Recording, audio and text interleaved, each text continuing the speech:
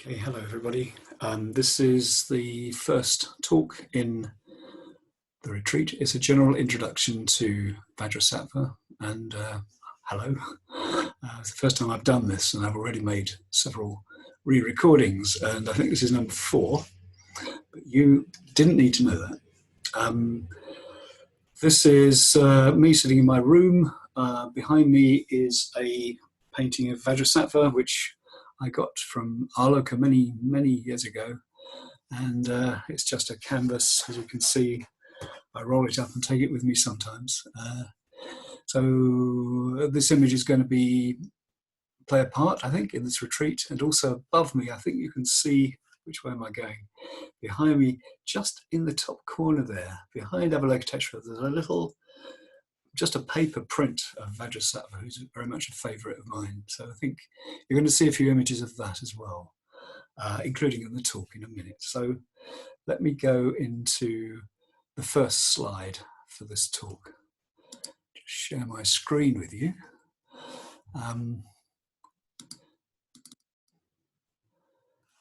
And here we go. Yes.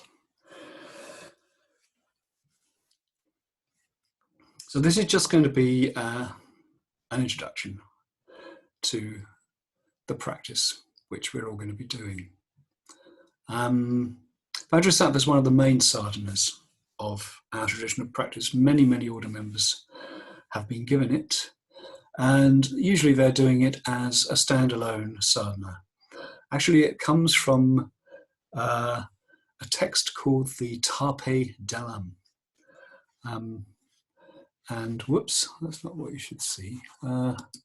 That's the one. And on the left there, I hope you can see the text of the practice. You can just about see at the very top. It's the third in the series of 5, the meditation on Vajrasattva. And later on, we'll go into this line by line. But I just wanted to show it to you. This practice was, as I say, part of the Tape Dalam, but Sangharakshita found this text in the bazaar in Kalimpong when he was over there sometime in his 30s or 40s, I guess. And I think he'd recently had the initiation from Kachu Rinpoche into the Padmasambhava practice. And I'm not quite sure of the story, but sometime during that period, he happened to be in the bazaar buying secondhand books and things, and he came across this Nyingma Foundation Yoga manual called the Tape Dalam. And later on, he went over the practice, all the practices in that manual with Dado Rinpoche. And that's really where it all comes from. But as I say, most of us are doing the practice in its own right as a sadhana. In the Tape Dalam, though, in the Mula Yogas, it's good to know that it's the third yoga after the going for refuge and the bodhicitta practices. It's number 3. And number 4 and 5 are the mandala offering and the guru yoga. And I find it quite interesting to look at these just for a moment, because it's almost like the Mula Yogas form a little bit of a mandala. And starting at the bottom in the east, as you do, going for refuge, bodhicitta practice, Vajrasattva yoga, mandala offering, and the guru yoga in the center. You see my mouse moving here. So in this, it's as though there's a kind of sequence, and it's almost as though the stages here, like 1, 2, 3, 4, 5, going towards the center, it's as though they form a little bit of an echo of the sevenfold puja, in which we go for refuge, we generate the bodhicitta, and go for refuge and chant the precepts, and In a way, there's a measuring up of our actual behavior against the precepts. And then comes the confession. And the confession is a very important stage in the puja. And it kind of, I think, kind of brings us down to earth and clarifies where we're at. So I think the Vajrasattva practice has that particular flavour.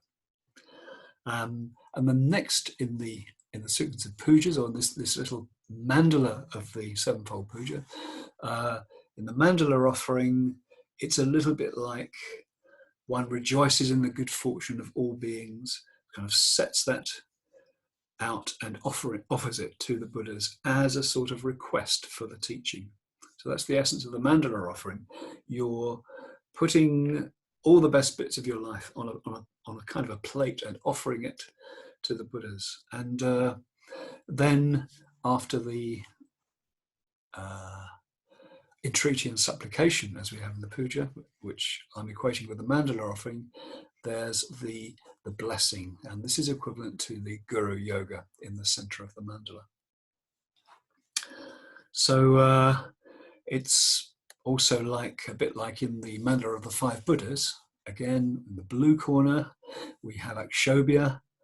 Akshobhya, you can equate not only with the Vajra, the adamantine quality, it also relates to in the mandala. I hope this isn't getting too complicated.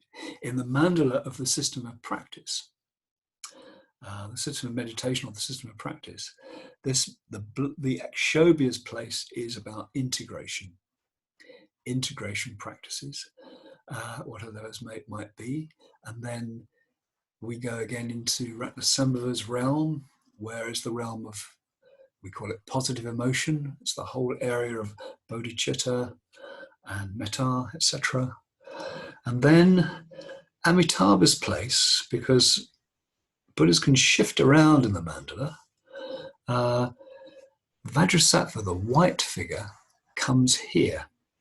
He comes here in the place of spiritual death. This is also making a point about the nature of Vajrasattva. Having an integrated person who has developed love and bodhicitta is ready for their wrong views to be dismantled through the practice of spiritual death, or the experience of spiritual death. So, and Vajrasattva also stands in this place. And I think there's an equation between confession and spiritual death. And I think the connection between confession and insight is that it's the phase when views that we have clung to unconsciously are destroyed, are shown through, are undermined. And it's that confession is essentially that moment when we relinquish a certain kind of self-view. We have to let that go. We have done something which is regrettable. And that means if we confess it, we soften a bit to the hardness of that view of self. And we face up to the fact that that kind of view is untenable. And it doesn't really exist, actually. It's not only untenable, it's ungraspable. Literally, it doesn't really exist as something solid. And it's therefore not worth clinging to. Okay.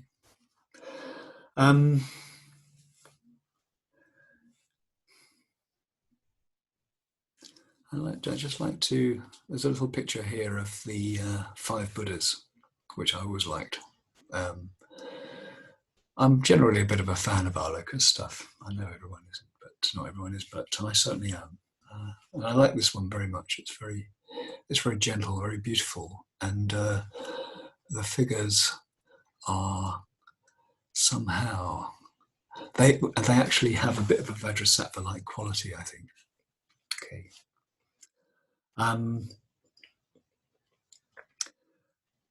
The point of showing this, I think, is that the mandala is especially relevant to Vajrasattva because Vajrasattva is regarded as the essence of the five wisdoms. And we see this in some of the practices we do where I think in the Guru Yoga, in fact, or the Kalyana Mitra Yoga as it's known, Vajrasattva sort of takes the place of the five Buddhas in that. Okay. Let's go on to this figure. Vajrasattva.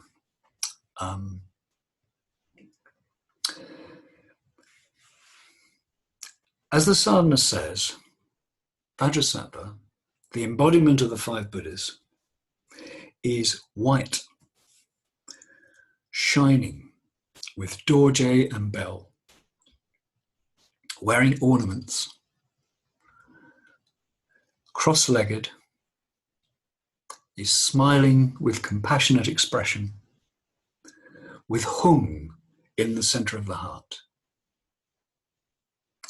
And the hung is surrounded by the circle of letters, the circle of the 100 syllables of the Vajrasattva mantra, from which issues milk-like nectar that penetrates from the crown of one's head to the soles of one's feet, whereupon disease, evil spirits, sin, and eclipse of good in the heart are destroyed. Like a crystal vase filled with curds, like clear and void light, one's body becomes.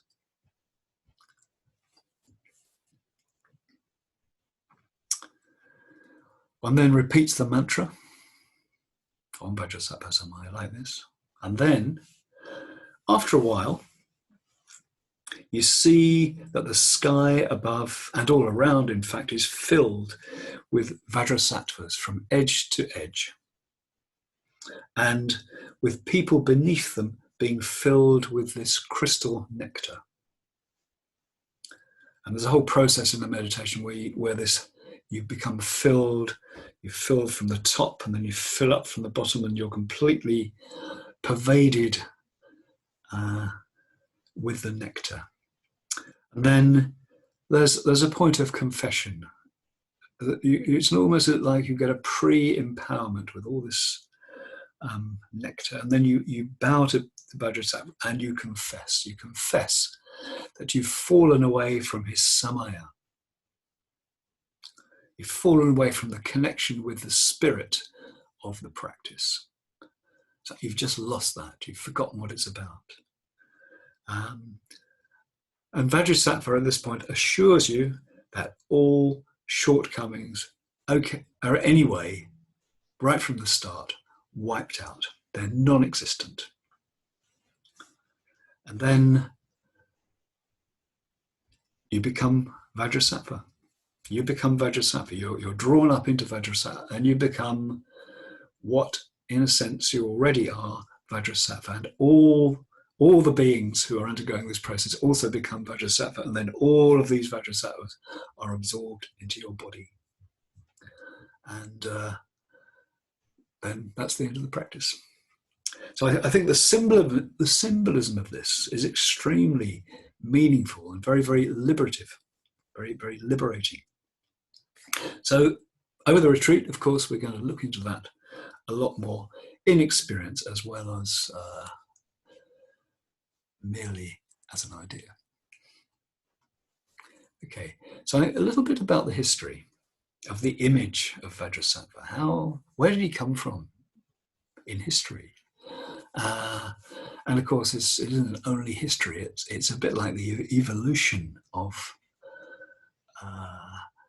the Buddhist sensibility, you could say. This is quite an old stone carving of Vajrasattva. It's at Orissa, at Ratnagiri in Orissa. It's about 8th, 9th century. And it is a Vajrasattva. You can just about see the bell behind here, and he's holding the Vajra. And this image, it emerged out of a long phase a long phase of Buddhist iconography where at first the Buddha isn't even depicted as an image. People don't feel it's appropriate to try to express what he is through an image. Probably they thought it was inadequate to that. So we see only his footprints, iconized footprints, or something like an honorific umbrella or something like that, just to indicate the Buddha's presence, or a Bodhi tree, just to indicate his presence. And sometimes with these representational images of the Buddha, you get two attendant bodhisattvas there. You get, usually on the right, I think, you get Padmapani, which is an early form of Avalokiteshvara, the one who holds the lotus in his hand, and Vajrapani, the one who holds the Vajra in his hand. And both are standing. Padmapani is holding his lotus, and Vajrapani is holding his Vajra. Vajrapani is a yaksha. In the Buddhist, in the Pali canon, he's a very strong and magical figure, who a kind of protector, not someone you could ever mess with. He makes people tell the truth with his Vajra. If you don't tell the truth, your head will be split by his Vajra, by his thunderbolt. So Vajrapani emerges as a bodhisattva as Buddhism goes into the Mahayana phase, but he becomes much more prominent in the Vajrayana. For example, he's a main figure in some of the tantras, especially the Hey Vajra Tantra.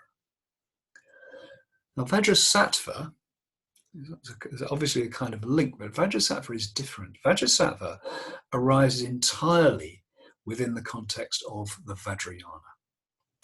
And in a way, he's a bit of an embodiment of what the Vajrayana movement was about. In Vajrayana, there's a move away from these grand vistas of the Mahayana. It's a sort of vastness of the Avatamsaka Sutras, and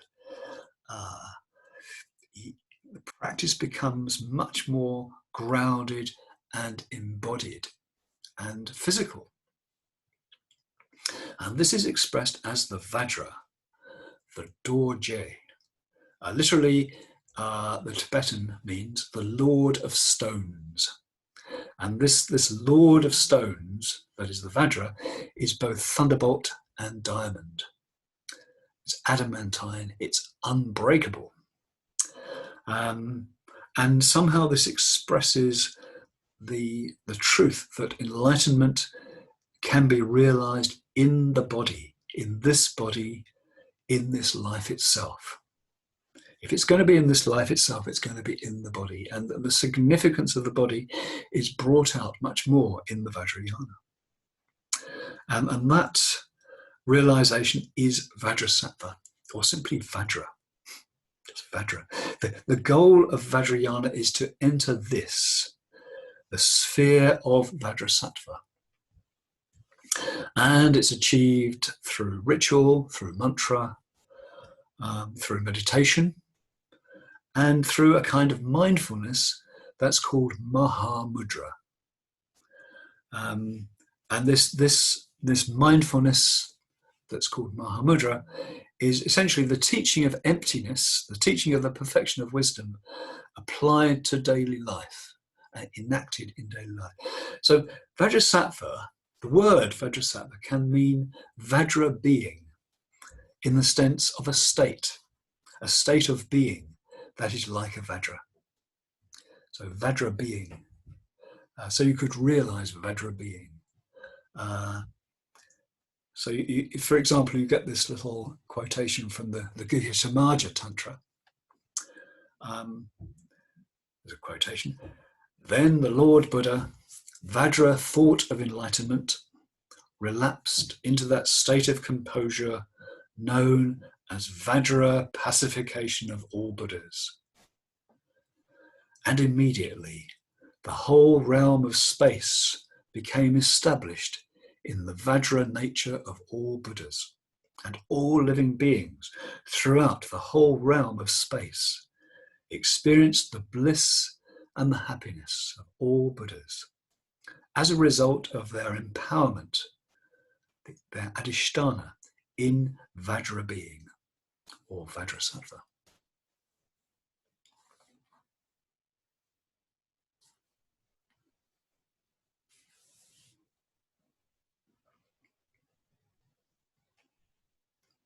A seal, a big red wax seal. It's some Indian Maharaja, but it has got, I'm not quite sure if those are Tibetan characters in the middle. But anyway, that doesn't matter. The point is, it's a seal. And a seal is a stamp of authentication. And this little section here is about what Vajrasattva represents. So moving a little bit more towards the practice. Maybe you could tell from that little quotation I gave from the Guhya Samaja Tantra. Maybe you can tell how Vajrasattva somehow represents something natural, the natural state. And the natural state, being completely natural, is another way to refer in the Vajrayana to awakening or enlightenment. It's as though awakening allows you to drop all your contrivances and artificiality. I think this is a very attractive ideal to us. And putting it that way, it emphasizes that awakening is not something artificial. It's something that's to be expected when its obstacles are removed. And it's a special characteristic of Vajrayana. And it's seen also in its mindfulness practice, in the Mahamudra. Mahamudra, I don't think I explained. It means the great seal, just like this great red seal, in the sense of an authentication. Just like a great queen might affix a seal like this to a letter to say, this is actually from me, as it were. This is a real royal letter, you could say. And in the practice of relaxing into the natural state, into the state of Mahamudra, everything is seen as having this seal of ultimate reality, of shunyata, kind of fixed to it, as it were. Everything is, if you allow it to be, everything is equally shunyata. Everything is reliably a source of wisdom. Nothing is unsuitable. Nothing is unworthy. Everything is equally shunyata. Everything is equally empty of solid identity. And the practice of Mahamudra and the practice of Vajrasattva, because it comes to that, the practice is to keep recognizing that and keep relaxing into that. In a way, that's quite an advanced stage of the practice, but that's what it's about. So the way this relates to Vajrasattva, to entering into the state of Vajra being, is through a process of purification. Vajrasattva is the great Vajra yoga of purification, and the essential practice is becoming Vajrasattva, which is our true nature and always has been, but we have not recognized it all this time. The natural state. And for this reason, Vajrasattva is often represented as nude, like a nude ascetic, such as the way that Milarepa and many other great yogins lived and still do live. Oh dear, that's not the one I wanted to show you. It's that one. Here you go. He's not actually nude. But Dilgo Khyentse Rinpoche, one of Sangharakshita's teachers, is often shown. You often see photographs of him like this. He's bare from the waist up. And this is a more socially acceptable reference to this ideal of the natural state. I think it was probably quite hot moving from Tibet to India, but at the same time, I think he's also making a point with these pictures, which are quite frequent. He often shows himself like this, unpretentious, unadorned, just as it is. And as I've said, in the Vajrayana, there's a huge emphasis on the body, and awakening is couched in terms of embodiment. The body itself becomes awakened. So, and some of the key realizations of Vajrayana are about the nature of the body. And there are some special meditations, some of which we're going to be doing, that activate awareness of the inner core of the body, which is called, or can be called, the Vajra body. Lots of other names for it too. And body-centered practices go right back to the Buddha, of course, right back to Satipatthana, to mindfulness. And this brings us back again to the image of the nude Vajrasattva and the naked, sky-clad, the Digambara ascetics. There is nothing shameful about the body, really. It's just that for us, there's a lot of pride and fear and self-deprecation, very often, bound up with our image of self that's founded on a particular kind of identification with the body. And also our craving for fulfillment of all kinds, and also our loathing and our sense of repulsion, which are also very often bound up with these deeply embedded views and the emotions that come out of the views. Ignorance, craving, and aversion. And there are some views of one's body that can be deeply depressing to get caught up in.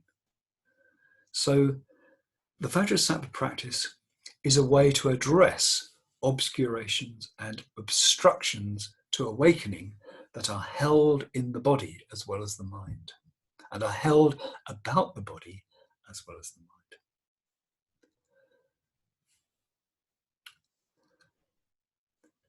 In the practice, I hope you can see this rather small drawing, and there's the crystal. I managed to find a picture of a crystal Vajrasattva above. In the practice, we use a process of imagination. It's like doing a role play. We imagine the Vajrasattva, the state of being like the Vajra, as a Buddha figure seated above us. It's a state as well as a person here. And he's seated above us like a teacher, not so much literally, even though the visualization demands that it's literal, it is also figuratively above us. We place it in the position of being our overarching influence in life. So he's white. He's white, which is an expression of complete purity and perfection, like snow, like lovely fresh snow or diamond or crystal. And his influence just comes into us from above. And the influence of that total purity of being, we just open to it, and it pervades and fills our whole body from the crown down to the soles. And so it's like every body awareness practice, every body scan that we've ever done becomes like this after that. It becomes a conduit for purification. And the purification is not just imagined, it comes from awareness. Awareness, our awareness, washing through us, clearing away ignorance, cleaning every part of us from ignorance, and not only ignorance, but also clinging and aversion. Everything starts to relax, all the usual grasping and clinging to expectations and preferences, all the aversion to habitual expectations and assumptions that we have. Our mind just opens to new possibilities, perhaps quite gradually, but it does open, and it becomes clean and fresh and, as it were, young again. And as the nectar penetrates down the central channel, as in this dude here, down the central channel, and pervades all the energy centers of the head, the throat, the heart, the navel. The navel's rather down here, isn't it? The navel and the root chakra. And all the tiny channels in every part of the body as well. As it does this, it brings awareness. And the awareness brings the chance to let go at the basic physical levels of our being. So that's what Vajrasattva represents as a yidam and as a sadhana. It's all about becoming natural, becoming our true natural selves beyond contrivance and artificiality. So this is all very good stuff. Okay, let's stop all sharing now. Just a few words now about how to approach Vajrasattva. But the point of the sadhana is to make all this real, everything I've just said, to make it real, or better, to realize that this is actually our nature in an embodied way. The whole sadhana, in particular the long 100-syllable mantra, is about a process of becoming Vajrasattva. It's the classic myth of nostos, or homecoming, after a long separation. It's like Odysseus's return to Ithaca in the Odyssey. And Sangharakshita describes this kind of process of resolution in the myth of the return journey. It's a lovely story from the White Lotus Sutra. In this myth, which we're very much bound up with, I think, we have somehow become separated from our real, true, natural nature, our Buddha nature, to use that term. We are a being who has, as part of our very nature, the capacity to become an awakened one, a Buddha. You know, it's just like an acorn has as its very nature the capacity to grow into a 1,000-year oak tree. And at present, we're a little bit like an oak that's maybe slight exaggeration, but an oak that's been kept on a shelf and never planted. But if you plant us in the soil of the Dharma and water us, it's inevitable that sooner or later the roots, the branches, the leaves, and the fruits of awakening will flourish. And I'll be talking much more about how to approach the sadhana in practice in my next talk, which is it's about the practice itself, the Vajrasattva sadhana. But just to say a few things now that I'm going to say again later, just because it's quite important that the way you do the sadhana is just do it. You just do the sadhana in good faith that it's going to work, as it has for others in the Sangha. Just do it. Even if it's unintuitive or you can't connect with it, because often this practice, it's part of the practice that you can't connect with it. There's something about Vajrasattva which kind of really shows up the problems and the obstacles. So you just do it, and you feel any obstacles, subtle or gross, that are there. Let the practice meet whatever obstacles seem to be there. Whatever awkwardness, whatever sense of unreality, whatever sense of resistance, and you observe those experiences with mindfulness and acceptance. And in general, you just let that meeting of obstacles and purifying them be a key aspect of the sadhana. And it's not an easy emphasis. I usually find that when I do Vajrasattva, I become aware of difficulties that I wasn't aware of. And this has been the case for this retreat too. Some really difficult things have happened in the build-up to this retreat, and maybe it's been the same for you as well. And this needs to be experienced. Well, wait a minute. Something I wanted to say. Do take it easy. That's what I wanted to say. Do take it easy, and understand that that's what's happening. If you suddenly find, unbelievably, things suddenly become amazingly difficult, unexpectedly, realize that's what's going on. And you know, it may not always be helpful to everyone, so take it easy. Maybe slow down and take it slowly. And then the awareness of difficulty and resistance needs to be experienced in the body, needs to be taken into the body and not dwelt too much in the thoughts. Not the thoughts, in the body. So to do the practice, you need to allow yourself to become very embodied, and you need to allow the process of transformation that's going to happen to be physical. And you need to take the practice through from that initial difficult stage through to the conclusion, which is liberation, which is where it starts freeing up. And in my experience, those are the two broad phases. There's the awareness of difficulty, and then the awareness of the openness and release of Vajrasattva, hood, as it were. So during the practice, increasingly as the nectar fills the body, let go and observe your experience as well as being difficult and resistant in some respects, also as being open and empty without assumption about what all this means. That's what it's about. And this letting go it's an essential aspect of the process of transformation.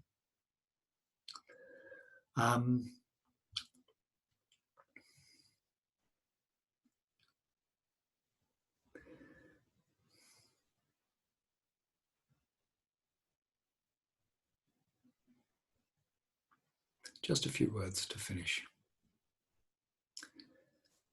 In sadhana generally, there are two main aspects. There's first what is called the development or the cultivation phase, in which you create the visualization, you recite the mantra, and you generally just do the sadhana as you're told to do it until it's well founded, and you can do it anytime without any hesitation. You can do it backwards, as it were. You feel this eventually comes, you eventually have the essence of it, and you can do a short version, you can do a long version, you can do a version with less visualization and more feeling, one that's more based on shamatha, one that's more based on vipassana, and all those things. And you really get to know it in a lot of detail. That's the generation phase, the development phase, or the cultivation phase. The second phase is called the completion phase. And it's when the realization that comes from the sadhana is starting to affect you in all kinds of ways that aren't predictable. So in this second phase, you aren't doing it so much as it doing you. You're being done by the sadhana. You don't try and do anything. You simply let go and let the process that Vajrasattva is making happen. In the completion phase of Vajrasattva, you don't visualize Vajrasattva, you sit with your own Vajrasattva hood. And this is the mindfulness or the Mahamudra phase. You simply experience your body and mind as it really is, and that is Vajrasattva. Okay? Thank you very much. More next time.